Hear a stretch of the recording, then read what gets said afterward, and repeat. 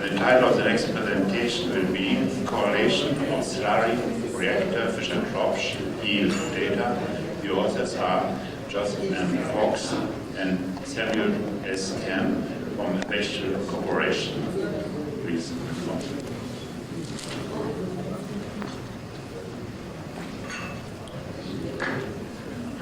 We need to talk a little bit about maybe collaborating on this deactivation stuff. Maybe talk to you a little bit later. Because I think I've got an idea for your data.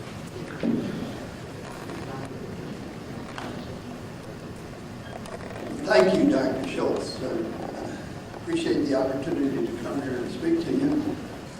I've always wondered why they put the engineers at the end of these programs. Maybe it's because the chemists don't really want to stay and listen, but I think maybe it's because the engineers have the most interesting talks, so they hope to get people to stay till the very end of the meeting. I prefer to think it's the last anyway.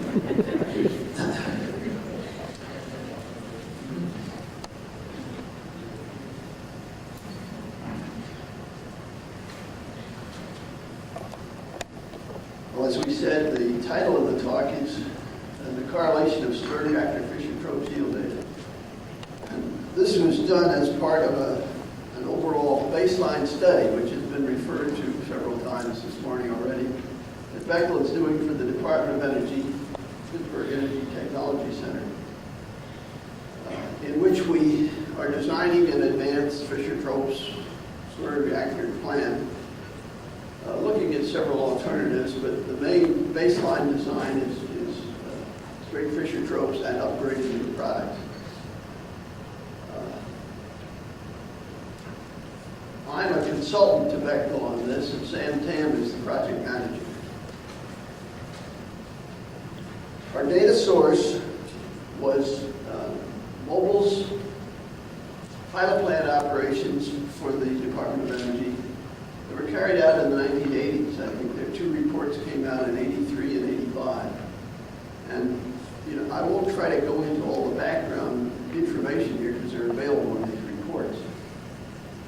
What they were running was a two-stage operation with a slurry Fischer-Tropsch reactor being the first stage.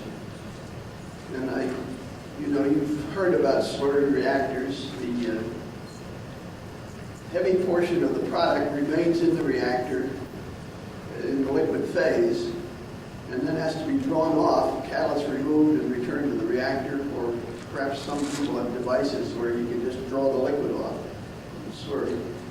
And the vapors go off the top of the reactor. It's a slurry bed, slurry of catalyst in the product. And the bed is expanded and it's mixing due to the flow of the vapors upward through the slurry. Mobil took the vapors from the Fischer-Tropsch reactor and took them to a second fixed bed ZSN5 reactor, where they upgraded the vapors and made a good gasoline product out of it. You've heard remarks made earlier today about what a wonderful product the Fischer-Tropsch reactor makes, and I think it does make a very good diesel cut. And a suggestion was made about making lube oils. You can make an excellent lube oil by isomerizing the wax. But the gasoline product is not very good unless you do a lot of upgrading, one of which techniques is cat reforming, so you make a lot of aromatics, which are fine, but in the gasolines in the future, we don't see that many aromatics. So the Mobil two-stage operation is really quite interesting, and that's one of our alternatives that we're looking at in this program. But I've diverged here. I should be talking about this slide. Mobil used a pilot plant, a reactor that was 5 centimeters in diameter, and the expanded bed height was 760 centimeters. Cooling was through the walls, so there were no tubes in the reactor. It's such a small reactor anyway. Operating conditions, typical Fischer-Tropsch conditions, 250 to 275 Celsius, 15 to 25 atmospheres, fairly wide range of space velocities, getting different conversions and so forth. precipitated iron, promoted precipitated iron catalyst. And in our analysis of all this data, we didn't identify any specific differences in catalyst. So Mobile made a number of preparations. 10 to 22 weight % catalyst slurry, and to some extent we had the same problem. They had the same problems that Air Products did at the report, not quite to the same extent. They would tend to lose catalyst and start with a higher concentration, and they would be making up, but tend to go down. 1 to 5 centimeters per second superficial velocity, typically about 3, which is quite a low superficial velocity. The hydrodynamics would be quite different in the commercial reactor.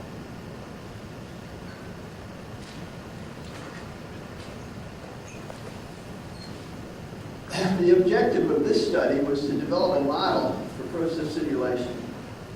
Part of our contract with the DOE has Amoco, Sheldon Kramer specifically of Amoco, drawing up a process simulation model using Aspen SP and putting into it various Fortran simulations to duplicate various parts of the model. Some parts of the model are simply blocks, but the Fischer-Tropsch reactor is modeled in some detail, and I'm going to talk about that. We supplied him with the basis for the Fischer-Tropsch reactor. We used, you've heard of double alpha, well we use a triple alpha. We also observed high methane yields, higher than you would predict from the slope of the C2 to C20 fraction. We'll talk about this triple alpha a little bit more as we go along. But once you fix the wax yield in the mobile data, you pretty well fix the 3 alpha values. In order then to simulate, what we want to be able to do is simulate the reactor yields starting with a given feed composition.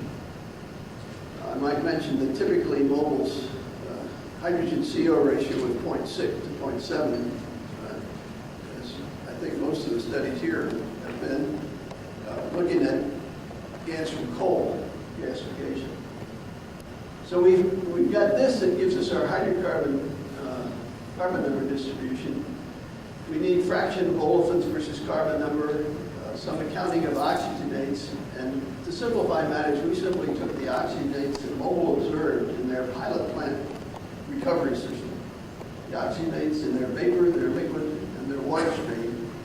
And in addition, they measured 22% oxygenates by weight in the wax product.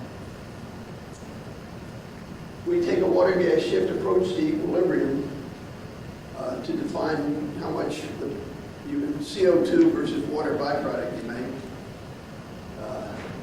Then with a given conversion, hydrogen conversion, and elemental balances, stoichiometry, we can establish what comes out of the reactor from what goes in. We looked at various operating variables to affect wax yield, and obviously catalyst is one, but with the mobile data, and I emphasized with the mobile data, we obtain a correlation of temperature versus wax yield, which we'll show. And then this plus the pressure, which is fixed by kinetics, fixes the conditions in the reactor. We run a vapor liquid equilibrium flash using the Aspen SP program, and we've got a whole model of the reactor showing what comes out of the vapor stream, what comes out of the liquid stream, for the wax. As a result, we find that wax yields establishes the design, and Mobile has now incorporated this in a flowsheet model. This is a chart taken directly from Mobile's report, and it's just one of a number of similar charts at different wax yields. This one's at 46 weight % wax yield. Typically, they find a high methane yield as compared to the slope for the C2 to roughly C20 or 25 range, and then another divergent slope out here in the wax portion of the curve. And I think this tailing off here has to do with the technique we'll use for measuring the composition of the wax, which was gel permeation chromatography. When they went to field ionization mass spectrometry, they were able to get a pretty steady curve way out to quite high molecular weights. So the other thing you want to look at here is this curve here, which is the vapor stream. So this is sort of a vapor-liquid equilibrium here too. The difference between these two is the wax. And you notice that the wax is starting, the material held in the reactor as liquid is starting here at around C20 or 22 or 3 or something like that. And then it's a curved line, but you can sort of draw a slope through this line out here. So you've got, in essence, three different alpha being, 1 minus alpha being the slope of this plot, which is weight fraction over carbon number versus carbon number. So we got one alpha to represent the methane, another to represent this portion of the curve, and another to represent this portion. We actually define a methane factor, which is the actual methane yield divided by what you predict from this portion of the curve. So, with the number of these plots giving us alpha values of alpha 2, in other words, the C2 to the C20 portion of the curve, we plotted the data. There's actually some data points on here. This is an Excel plot, and got a pretty good line through them. It's almost a straight line, running from 0.79 up to 0.8435, and this was the range of wax yields that Mobile ran, from about 10% to about 75%. Now, in their report, Mobile shows a great deal of, a compilation of a great deal of data from all different sources on wax yield and methane yield, the relationship between the two. And of course, there's a wide spread in the data, but it's a remarkably good relationship for a lot of different types of data. And their data falls pretty much in the middle of the range, and I've just shown typical good R analysis of pretty good periods during their run. And this is our correlation of that data. Now, with those first two plots defining alpha 2 and the methane yield, we can determine a methane factor, which I said was the actual methane over the predicted methane from alpha 2. And this plots against wax yield in this fashion. This is a correlated line. And m is actually equal to 1 minus alpha 1 squared divided by 1 minus alpha 2 squared. So now we've got, once we fix the wax yield, we've got alpha 1 and alpha 2 defined. And then if you fix the point at which you're going to break the carbon number at which your wax yield starts, your break point, then alpha 3 is defined completely too. You have to remember that the whole distribution has to add up to 1. So that once you fix alpha 1, alpha 2, and the break point, alpha 3 gets fixed. This talks about that then. The first two columns are actual, this is actual Mobile measured data on their wax. Average carbon number of the wax by field ionization mass spectrometry. Now, as I say, we've got alpha 1 and alpha 2, and at a given number of I, the break point, we can calculate alpha 3, it's fixed. And this is the number that comes out, and then we can calculate the average carbon number of the wax from that. And the formula is given here. The Schultz-Flory equation is an infinite series of conversions, and you can draw all sorts of interesting conclusions from that. And C is equal to I plus alpha 3 over 1 minus alpha 3, very simple relationship. If I break it, I is equal to 20. These are the predicted C averages. At I is equal to 22, these are the values. And you'll see that these really pretty close check against the measured values. But when we went to do our design, we used I is equal to 20, and our rationalization was that this really probably has something to do with the vapor-liquid equilibrium. The material that's left in the liquid phase stays in the reactor much longer and can react further and make higher molecular weights. That's a tentative explanation, at least, for the difference in slope. And since our operating conditions in commercial were higher conversions and higher pressures than mobiles, we elected to take a value of 20. And the rest of the charts you'll see are based on that. And these are the values of alpha 1, alpha 2, and alpha 3 over the range of wax yield. And this is the predicted curve.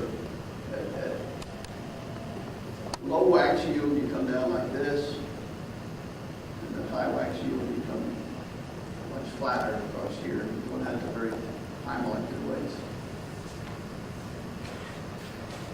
So now this fixes the carbon number distribution. We need, for prediction purposes, we need to have the fraction of olefins. And looking through the mobile data, we can determine these average values, typical average values. They would depend somewhat on different types of operating conditions that you use. But for the mobile pilot plant operations, these were typical values. 0.8 for the C2s, 0.85, and then gradually working down 0.70 for the C7 plus. And we assume that the same thing held for the wax.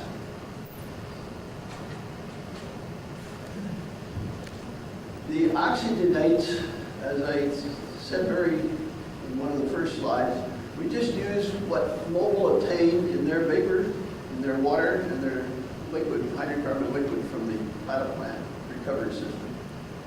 And the yields in grams per 100 grams of total hydrocarbon make.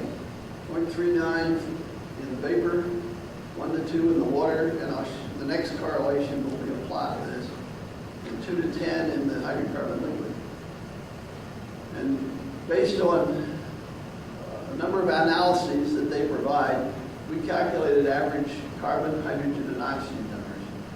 You'll notice, of course, that the oxygenates soluble in the hydrocarbon liquid are higher carbon number than in the water stream, which I think we would expect. And by the way, there were 22% oxygenates in the wax. We account for that too in the balance. This plot is, all these points here refer to oxygenates in the water phase. It's probably a very flat slope curve. And these are the oxygenates in the hydrocarbon phase. And we plotted against methane yield because there was more information that we could put together between oxygenates and methane yield and between oxygenates and wax yield. But as you saw before, this is related to the wax yield in the mobile data. The reactions now are pretty well fixed, except we need to know how much the byproduct is CO2 and how much is water. We use this relationship, which is the water-gas shift equilibrium constant relationship. And at equilibrium, over the range of temperatures that mobile ran, you'd have a value of 60 to 100. And typically, it was about 25. We were able to, well, there was variation in this, but it didn't make too much difference to our predictions. Since you're making primarily CO2 under the conditions they make, you make very little water, and all that happens if this changes is you make a little more or less water. We correlated this in terms of an approach to equilibrium of 77 degrees centigrade. We've talked, several people have talked about this. You use a 0.5, you get a 0.5 consumption ratio if you're making CO2, and 2.0 if you're making water, and actually at mobile's 0.6 or 0.7, you come pretty close to being in stoichiometric balance. But with a shell gasifier, you're less than this. So the way we balanced our reactor was by adding steam to the reactor. And since you do, the catalyst is an active water gas shift catalyst, I think that's a good way to operate. So we balance the stoichiometry by consuming some steam in the reactor to make hydrogen. When you're starting with coal, you're not going to get a very good carbon efficiency. You've got to get rid of the carbon some way.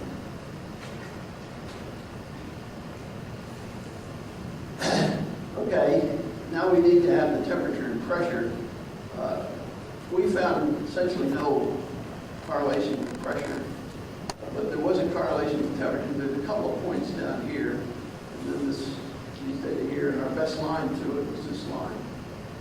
So for the mobile conditions and their catalyst, this is a relationship between wax yield and temperature. This is built into the correlation.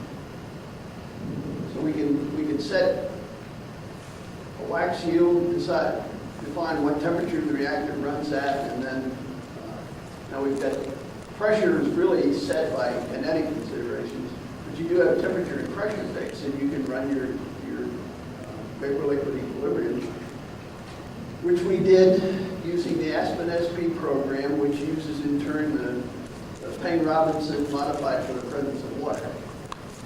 And this is the calculated wax phase, this is the calculated vapor phase, and this is the total, which is the triple alpha straight line relationship. And I don't know how significant it is, but these two, you have about the same amount of the C20 component in the wax phase and the vapor phase. So we felt that making C20 was justified as our breakpoint.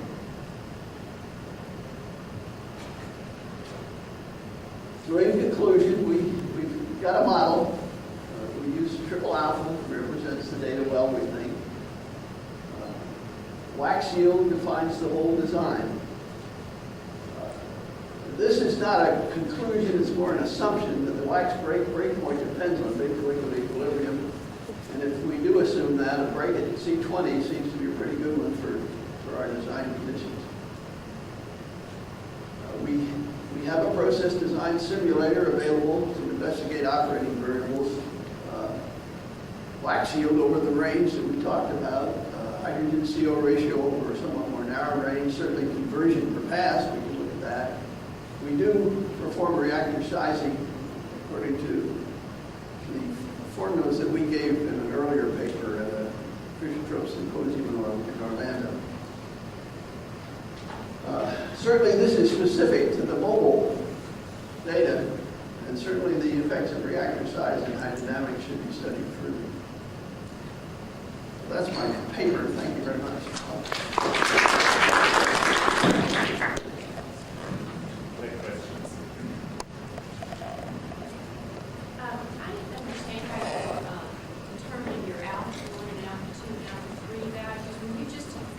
Alpha 2 is simply, 1 minus alpha 2 is the slope of that line. You were just taking the slope of each one of those lines? Yeah.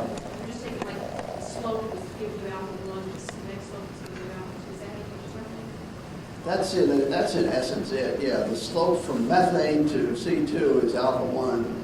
Alpha 2 is from C2 to C20. And then alpha 3 falls out. It's fixed.